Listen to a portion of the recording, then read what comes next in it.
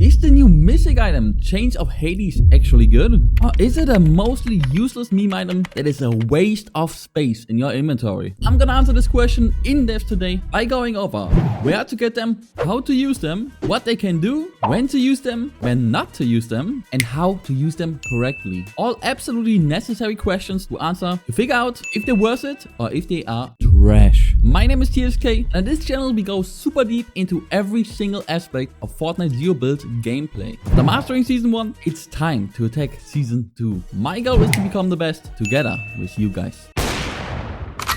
The first question is, where do we get it? The answer is very straightforward: God chests. I can really recommend figuring out a loot rotation that covers as many god chests as possible. If you want one specific for Grimgate, I already analyzed it in depth. It's on my channel, check it out. But you can find the god chests in the 2 new biomes, in Mount Olympus, Brawler's Battleground, the Underworld, and Grimgate. How do I use them? Left click or primary fire is attack, and right click or secondary fire is a wind up, and then if you do the primary fire button again, you will hook your enemy. What can they do? The Chains of Hades can pull enemies, pull teammates, loot from the ground, or even fish. You can pull people out of the sky, and you can do a 3 attack combo if you hold down left click. And additionally, the hook ability does not come with a cooldown, meaning you can try as many times as you want in a row, which is actually super important to know. When can I use them? Meaning in what realistic situations? You can pull people out of cover, pull down teammates into cover, pull people out of the sky that are using Icarus rings right in front of you. But shooting is actually better for this because you will do way more damage, and it is just as easy if they're right in front of you. And also pull enemies back that try to get into cover. For example, you're in an open fight, you are winning that fight, your enemy tries to run, you can easily pull them back. There's actually many situations where enemies do just get into cover, do use their shockwave grenades after, their wings, their dashes, and it can be hard to track people down this season. With the Chains of Hades, way easier. Next, when not to use them. Do not use the Chains of Hades in an open fight. You will get out DPS'd by everything. Plus, you have to do the wind up animation while you get shot, the throw animation while you get shot, and after you pull your enemy to you, you still get shot while you are stuck in the weapon switch animation. Sounds pretty horrible, but guys, trust me, there's way more to it. How do I use them correctly? Don't use the melee in 99% of situations. The DPS is way too low. Every weapon in the game will out DPS you. If you simply hook someone and then attack with it, you will 100% lose to the shotgun. Hook people that are running and are trying to get in cover and finish them with your close range weapons. Another really good way to use it is to hook, then quickly get in cover to switch to your shotgun. But before that, make sure you already damage them enough with your range weapon to have an advantage once you get into that close range fight. By quickly going into cover, you don't let your enemy shoot you while you are in the weapon switch animation. An easy way to do this is to get very close to cover, best case high ground, and once you hook them, they will actually not get dragged behind cover with you, but in front of it, completely leaving the enemy out in the open while you have cover, which will mostly guarantee you a 1 fight. So are they good? I want to answer this question by first talking about if they are good in solos. I'll explain why in a second. First up, in solos, they're hardest to use here and still get enough value from it. If you use it in too many situations, people will just eliminate you with their shotgun. You really have to make use of the skills and strategies I just taught you. Mainly, don't use it in an open fight. Don't use it when you cannot get into cover after using the hook, and use it when the enemies have turned their back to you. If you master them, they can be really strong in solos already. But it's difficult to make room in the inventory for it unless you have Cerberus Medallion. If you have that, you can skip movement items altogether and pick up the chains and go for your normal loadout. But there is another really cool way to play it.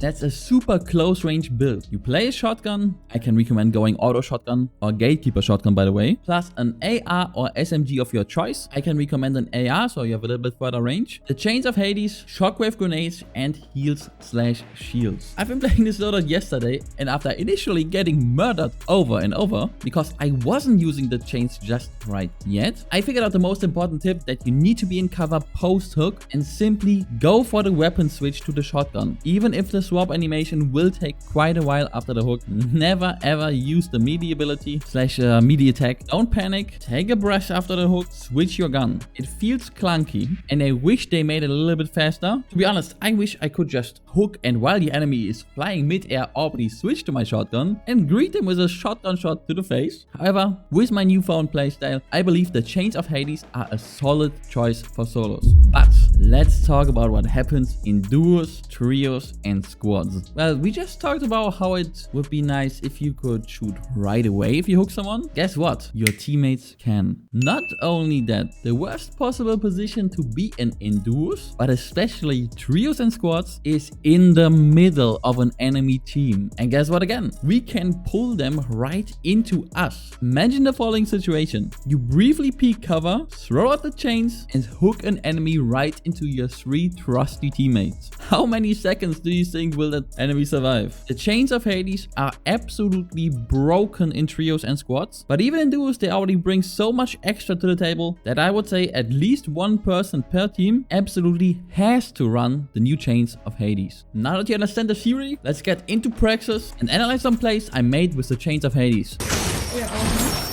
First, let's go back to the clip I showed you earlier, where I hooked this guy through the fence actually, completely catching him off guard since he was sniping somebody else and basically hitting another 100 damage free shot on his head from close range. This forces the guy to run away and lets me push his teammate. I one clip him with my SMG before I get back to the other guy, jump in the water, and just as he's trying to leave to the high ground, I hit him with a hook, dragging him back and finish him with the shotty. This was the perfect way to approach a duo that hasn't seen you yet. It can be even more efficient than a snipe in the back, since you pull your enemy so close and you can usually get even more damage in. However, this guy reacted really fast with his dash. Regardless, it was enough to destroy the duo. The next fight is here on Loot Island. I hook Peter Griffin up to me, sadly messed up my weapon switch and accidentally hooked again. And when I jumped down, he was smart enough to use the new shield bubble. However, I quickly pushed in, finished him with a headshot before I run back into cover. I hear the guy crashing into me and try to hook him. However, he has an insanely good reaction and dashes out. But in this clip, you can see how strong it is that the hook has absolutely no cooldown. I go again, pull him to the low ground just in front of me, get a free shot on him for 102 damage. He's completely out in the open and I can finish him with the shorty. Try to do this in your fight. Pull your enemy in front of your cover and you will have an insane advantage. In this next clip, I hear footsteps and pull this guy out of his cover into me and my teammate and we instantly get rid of the guy. The hook is super good against people behind cover. On this next clip, you can see that sometimes even if it looks like you hit the hook behind cover, it won't quite hit. However, the hook also interrupts shooting. So I did it again to mess up with this shorty shot,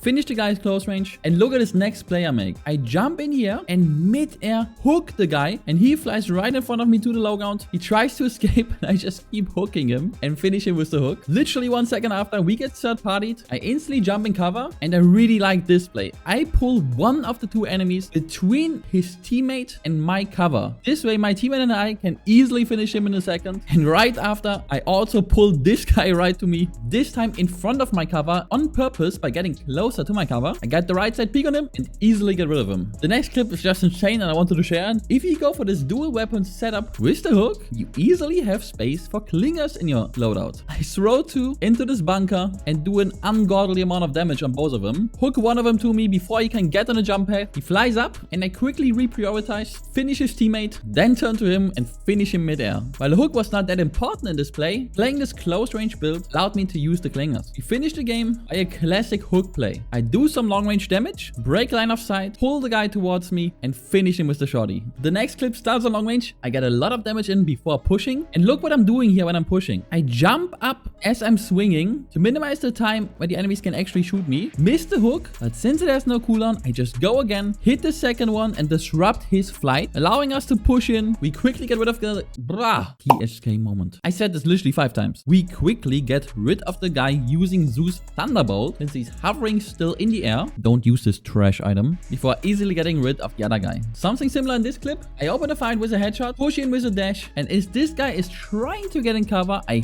hook him back and we easily finish him. His teammate arrives, uses Zeus Thunderbolt, and of course dies. Don't use this trash item. And the last clip is the most important one. Is the one from before. Maybe the best clip I ever made. It starts with me hitting these absolutely clean 3 shots with the DMR, which in my opinion is the best weapon in the game at the moment. Check out my DMR video here. As he's trying to fall in cover, I hook him back, finish the guy, snipe the other one, get third partied, instantly start strafing, close the distance, snipe one more time, dash further closer distance, and as this guy is trying to fly away, I already threw out my hook, drag him back down, finish him with a headshot, switch to the other guy, hit him with 2 DMR headshots, and everybody's dead. I really liked all of these clips. They showed everything I've been talking about in the video. Key takeaways, guys. Pull enemies in front of your cover. Don't use Hades chains in an open fight. Stop people from getting into cover. Pull people out of cover. Close the distance with your movement. And win games with the chains of Hades. Like and subscribe for more guides. I'll catch you in the next one.